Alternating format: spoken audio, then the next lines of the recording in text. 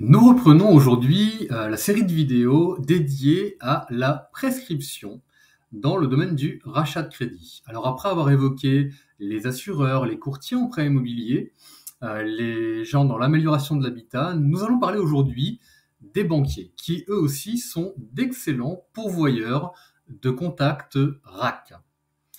La difficulté souvent avec le banquier, c'est de bien cibler avec lui les clients sur lesquels on a une vraie plus-value à apporter, parce que bien, vous le savez, mais le banquier, dans son portefeuille, a la clientèle la plus haut de gamme qu'on puisse imaginer, comme la plus dégradée. Or, si vous vous rappelez des précédentes vidéos, ma plus-value va surtout porter sur du client A, voire B. On est dans un métier d'anticipation et le client C eh bien, est trop souvent dégradé à un tel point que pour moi, il est trop tard. Et je n'ai pas de solution adaptée. Pour bien faire comprendre la plus-value que je vais apporter à notre ami banquier, eh bien, le cœur de mon discours est très axé sur ce fameux A, B et C qu'on a déjà pu évoquer. Les clients surendettés, différents des clients mal endettés, les clients B, ou des clients endettés tout simplement, mais qui ont un projet, les fameux clients A. Et il est important pour moi d'être exigeant avec mon apporteur d'affaires parce que trop de banquiers se sont sentis par le passé dupés par des confrères qui expliquaient savoir tout faire. C'est faux. Et dans nos métiers, ce qu'il faut retenir, c'est que eh bien, l'humilité rapproche du talent. Et que ouvrir trop grand les portes des normes d'acceptation, c'est le risque d'avoir effectivement une belle masse de contacts de sa part, mais des taux de transfo assez ridicules qui vont tout à la fois vous épuiser, mais l'épuiser lui également, ce qui est peut-être encore plus grave.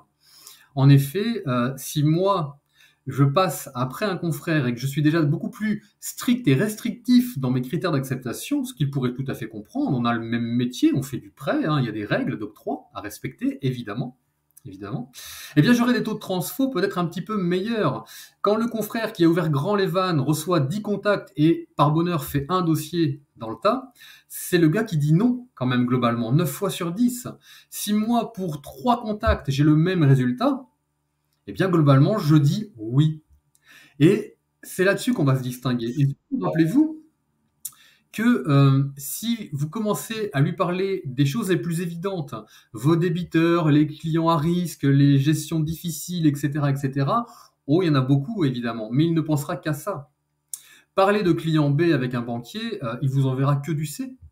Ouvrir un petit peu les perspectives des clients A, ça va tout changer. Et pour cela, eh bien, rien ne vaut le storytelling.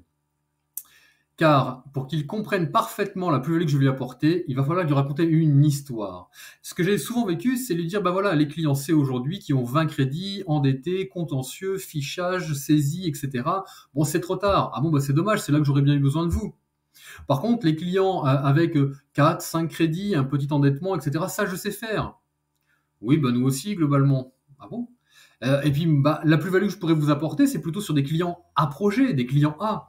Des clients qui aujourd'hui sont endettés à 30-35% et qui veulent 40 000 euros pour une véranda ou 30 000 euros pour une piscine ou que sais-je encore.